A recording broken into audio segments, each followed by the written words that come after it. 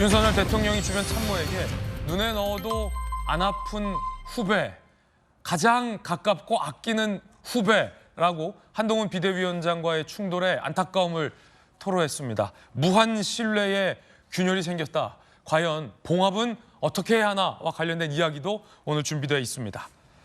한동훈 비대위원장이 이 대통령실로부터 요구받은 사퇴를 거절하면서 어제 출근길에 이렇게 명확히 입장을 밝혔습니다. 나는 물러날 생각이 없다라는 뜻이죠. 들어보시죠. 지금 대통령실에서 위원장님께 사퇴 요구했는 이에 대한 입장 궁금합니다. 저는 선민후사하겠습니다. 국민들이 고통받고 이 나라의 미래가 위협받는 것을 막을 겁니다. 갈등 원인으로 김건희 여사 리스트가 조금 거론이 되는데 관련해서 위원장님 입장은 가만히 없을까요? 제 입장은 처음부터 한 번도 변한 적이 없습니다. 대통령실은 과도한 당무 개입이라는 비판이 있는데 이에 대해서 어떻게 생각하십니까? 평가는 제가 하지 않겠고요. 제가 사퇴 요구를 거절했기 때문에 구체적인 내용에 대해서는 말씀드리진 않겠습니다. 당정 관계 신뢰가 사실상 깨졌다 이렇게 보는 시각도 있는데요. 여러 가지 시각이 있겠습니다만 당은 당의 일을 한 것이고 정은 정의 일을 하는 것이 국민을 위한 정치를 한 길입니다. 총선 때까지 비대위원장으로서 제 역할을 완주하겠다라는 입장에는 변함이 없습니다. 제 임기는 총선 이후까지 이어지는 것으로 알고 있는데요. 근데 당내에서 그래도 좀 위원장님 거취에 대해서 이야기가 나오고 있는 걸로 알고 있는데 그 부분에 대해서 좀 어떻게 생각하시는지를 알고 싶습니다. 거취에 대해 누가 얘기를 뭐 다른 여러 의원들이 나의 거취는 총선 이후까지다라며 물러날 생각이 없다라고 분명히 선을 그은 한동훈 비대위원장의 어제 모습이었습니다. 지금도 비대위원장실과 국회 저희 출입 기자들이 나가 있습니다. 오늘 한동훈 비대위원장 출근길 입장이 나오면 바로 생방송으로 가장 발빠르게 전해드리겠습니다.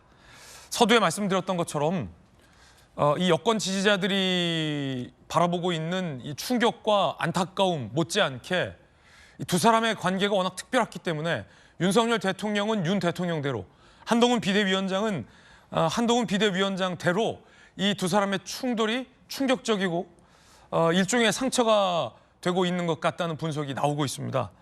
윤석열 대통령의 심경이 오늘 전해졌는데요. 함께 보시죠.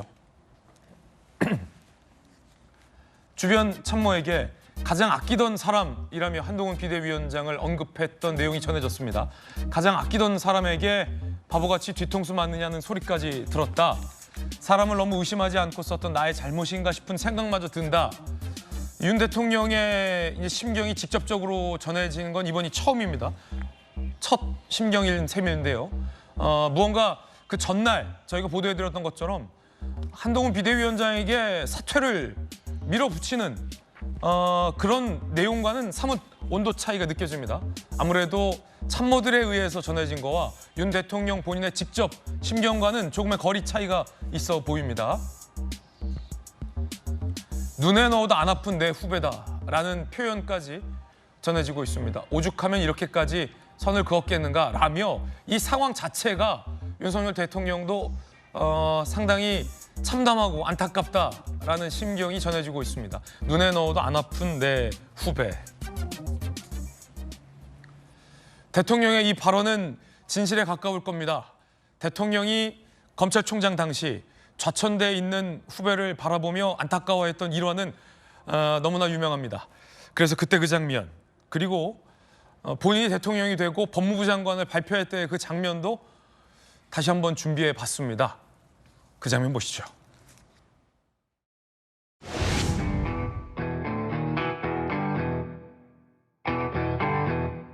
첫 번째 수해 방문 지역으로 부산을 선택하신 이유가요? 우리 부산 검찰의 우리 가족들하고 여러 가지 애로사항이나 이런 게 없는지 좀 들어보려고 합니다. 네.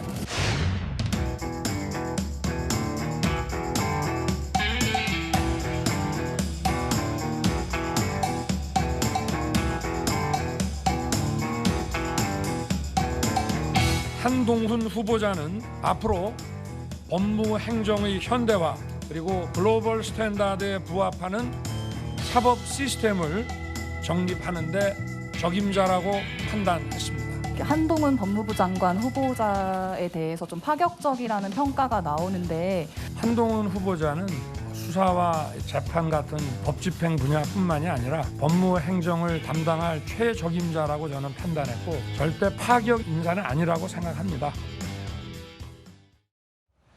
전적인 신뢰를 줄곧 보냈던 윤석열 대통령과 한동훈 비대위원장, 이 두 사람의 관계를 표현하자면 신뢰라는 관계가 적절해 보입니다. 박성규 대변인님, 눈에 넣어도 안 아픈 후배, 내 후배, 가장 아끼던 내 후배, 이런 표현을 쓰면서 대통령이 굉장히 안타까움을 토로한 것 같습니다. 어떻게 보셨습니까, 이 장면? 뭐 대통령이라고 하는 공적인 책임을 가지고 있는 입장의 어떤 표현보다는 인간적인.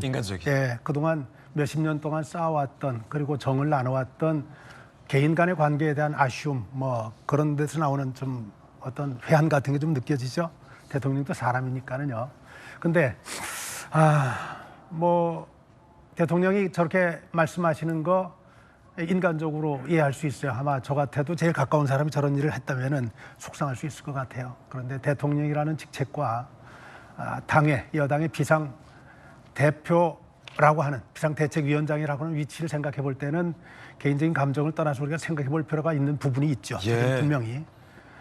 뭐냐면은 이제는 두 분의 관계가 적어도 개인적으로 만날 때가 아닌 공적인 관계로 만날 때는 이미 정해져 있는 선이 있다는 거예요. 그 원칙이 있고. 그게 뭐냐면 당과 청와대라고 하는 두 가장 강력한 권력기관의 관계인데, 이 얘기를 좀 해도 될까 모르겠어요. 우리가 역사적으로 볼 때 역사의 발전이라는 게 치밀한 계획을 통해서 또 어떤 사건을 통해서 그런 일들을 통해서 발전이 이루어지는 경우도 있지만 때로는 우발적인 사건을 통해 가지고 역사 발전이 이루어지는 경우들이 있습니다. 저는 이번 경우가 지금 우리나라의 정치의 후진적인 문화를 표현하는 하나의 상징 같은 것 가운데 하나였던 당청관계, 수직적인 당청관계가 전환되는 그런 하나의 전기를 마련하는 것 아닌가 하는 그런 관점에서 좀 보고 있고요. 또 그것이 가능하다면은 어느 정도는 수직적인 관계로 가는 것이 맞다는 생각을 좀 하면서 이것을 지켜봅니다.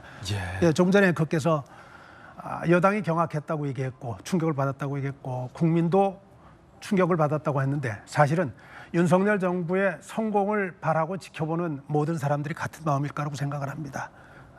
이번 관계를 단순한 해프닝으로 바라볼 게 아니라 정치 발전을, 수직적인 당청 관계가 수평적으로 이루어지는 기능적인 어떤 역할 분할의 관계를 가는 하나의 계기로 봐도 되지 않겠는가 생각합니다. 예, 눈에 넣어도 안 아픈 후배였는데 오죽하면 선을 그었나 싶다라는 대통령의 발언, 상당히 솔직한 심경으로 보여집니다. 김 여사에 대한 입장 차이, 결국 윤석열 대통령, 김 여사 문제만큼 양보할 수 없다. 한동훈 비대위원장, 김 여사 문제에 대한 내 생각은 변화 없다. 어제 이 양측의 충돌 이후 김 여사 문제에 대한 두 사람의 생각이 이렇게 극명합니다. 좁혀질 것 같지 않은 입장 차이, 이걸 바라보는 윤석열 대통령의 심경으로 비춰지는데, 검사하셨잖아요. 검찰에 오래 몸담으면서 눈에 넣어도 안 아플 후배, 굉장히 좀 각별한 사이죠. 잘 없을 것 같아요. 이제 검찰은요, 약간 특수성이 있어요. 예. 그러니까 자기가 모시는 부장, 차장, 검사장, 이제 상사가 굉장히 잘 나가잖아요. 네. 근데 그 상사가 나를 상당히 소중하게 아꼈어요. 그러면 그 사람이 잘 나가면요, 저도 잘 나가는 거예요. 왜냐면 같이 승진하고 좋은 데 가면 데리고 가거든요. 예. 그래서 상사복이 있냐 없냐에 따라서 사실은 검찰에 어떻게 승진이랄지 여러 가지 그런 운명이 또 좌우되는 경우가 많이 있습니다. 그런데 사실 윤석열 대통령하고 한동훈 비대위원장은 일반적인 상명하복의 어떤 상사와 밑에 검사의 관계를 뛰어넘는 그런 아주 끈끈한, 그리고 굉장히 운명을 같이 했잖아요. 좌천도 같이 당하고 엄청나게 핍박 받았어요. 그렇기 때문에 아마 피로 맺은 형제보다도 더 가까울 거라고 봐요. 그런데 이제 상황이 틀린 거죠. 왜냐하면 지금 윤석열 총장은 대통령이 됐어요. 네. 그리고 자기가 데리고 있던 한동훈 검사는 비대위원장이 됐거든요. 이제 데리고 있는 직원이 아니에요. 이제 대등한 한 여당의 대표고 대통령이기 때문에 서로 존중해야 하는 게 맞는데, 그 워딩에서 제가 좀 말씀드리고 싶은 게 뭐냐면, 가장 아끼던 사람에게 바보같이 뒤통수 맞느냐는 소리까지 들었다. 이 얘기는 제가 볼 때 이 말 한 사람이 누군지 모르겠어요. 이 사람은 이 말을 한 사람을 정말 들었다고 한다면 윤 대통령과 한동훈 장관을 이간질하려고 하는 충신이 아니에요. 이 사람은. 누가 저런 소리를 대통령에게 했느냐? 그렇죠. 윤 대통령이 이 사람은 반드시 멀리해야 합니다. 저 말을 한 사람은 충신이 아닐 거다. 그렇죠. 제가 간신이라는 말을 쓰지 않겠어요. 하지만 충신은 절대 아니에요. 그리고 그 사람을 너무 의심하지 않고 썼던 나의 잘못인가 싶은 생각마저 든다 하는데 저는 볼 때는 비대위원장 아주 잘 썼어요. 한동훈 장관을 비대위원장 안 썼으면 이 총선에 저는 돌파구가 없었다고 보거든요. 예. 그래서 지금 윤 대통령 입장에서는 현실에 대한 정확한 인식을 좀 하고 있지 못하다. 왜냐하면 아까 그런 말을 하는 충실 아닌 사람들이 많이 있기 때문에 그럼 현실 인식이라는 게 뭐냐. 사실요. 야당이랄지 윤 대통령을 비판하는 입장에서만 가지고 있는 감정이 아니에요. 누구에 대한 감정? 김건희 여사에 대한 감정이. 그래서 이제 저도 이제 보수층에 있는 사람들 많이 만나잖아요. 그 상당히 보수층 내에서도 김건희 여사에 대한 비호감이 있는 분들이 상당히 많아요. 네. 뭐가 사실이고 뭐가 아니든 간에. 그러면 비록 이제 본인의 뭐 안사람이고 집사람이기 때문에 안아주는 건 맞죠. 허용하는 게 맞지만 국민의 생각은 그렇지 않다는 그런 현실인식을 해야 하는 거예요. 네. 어떻게 보면 본인과 가장 가깝고 본인에게 직언할 수 있는 사람은 저는 한동훈 비대위원장이라고 보거든요. 그러면 지금 김건희 여사 명품백과 관련된 걸 묻어두고 이건 총선을 치를 수 없다고 판단하는 거예요. 그러면 본인 입장에서는 윤 대통령을 위해서라도 국민의힘 총선을 승리하기 위해서라도 이건 짚고 넘어가야 한다는 본인의 어떤 직접적인 표현을 한 거기 때문에 윤 대통령 입장에서는 오히려 이런 굉장히 직언을 좀 받아들이고 거기에 대해서 대책을 세우는 게 맞다 이렇게 봅니다. 그런데 대통령실 관계자와 여권 관계자를 좀 취재해 봤는데요. 김 여사 문제에 대한 입장 차이가 두 사람이 선명하지만 동시에 윤 대통령의 저 발언 속에서 갈등이 봉합될 여지가 있다라는 분석이 공통적으로 나오고 있습니다. 바로 조금 전에 봤던 그 발언인데 눈에 넣어도 안 아픈 후배였는데 다시 한번 띄워줄 수 있으세요?